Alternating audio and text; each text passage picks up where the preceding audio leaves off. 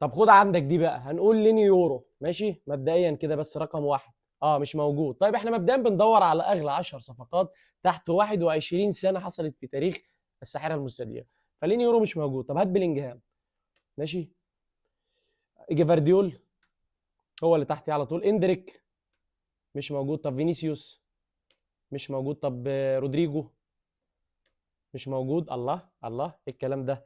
طيب في اتنين فرنسيين. طب امبابي اوكي هو رقم واحد النوميرو اونو. في اكوادوري، هل كايسيدو؟ هل يعني اوكي هو رقم اربعه بالفعل. طيب هنقول جواو فيليكس رقم ثلاثة. طيب رقم اتنين فرنسي، فممكن نروح مع مين؟ العيال دي كلها غالية. ممكن نروح مع مين؟ ديمبلي. عثمان ديمبلي رقم اتنين فعليا لما راح من دورتموند ليه اف سي برشلونة. اوكي اللي بعده. فاضل من 7 ل 10، السابع برازيليريو. طب فيرمينيو. طيب لا فينيسيوس ولا اندريك ولا رودريجو. طيب كوتينيو. مش كوتينيو شور؟ لا يا راجل ما تهزرش.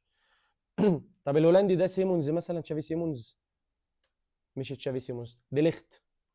ممكن يبقى ديليخت. ديليخت بالفعل هو رقم 8. ماشي. في انجليزي كمان فنقول مثلا بالمر. طب فودن، لا طبعا فودن كان في السيتي اصلا من ناشئين السيتي. أه ماونت. مش ماونت. ماجواير، بس لا ماجواير كان كبير. ممكن يبقى مين طيب؟ حد في السيتي. ستونز. مش ستونز اوكي. طيب نركز. طيب في البرازيلي ده المفروض سهل، يعني اللعيبه البرازيليين سهلين، وغالبا هيبقى لعيب بيلعب في الخط الامامي، لعيب هجومي. فالبرازيليين نفكر نيمار. ايه الهبل ده؟ ايه الهبل اللي انا فيه ده؟ مخي بقى بيروح للبعيد قوي مع ان الحاجه قريبه اهي قدام عيني. ماشي التاسع والعاشر. التاسع انجليزي فنركز مع بعض. طب بيكهام. مش بيكهام، هو اكيد حد في الجديد. سانشو، ممكن يبقى سانشو. ماشي حلاوه الحمد لله من عند ربنا، مش عايزين ننبر. العاشر فرنسي، فممكن يبقى مين؟ باركولا. مش باركولا. نكونكو. مش نكونكو. طيب قلنا مبابي وقلنا ديمبيلي، اكيد حد في الفرقه دي برضه.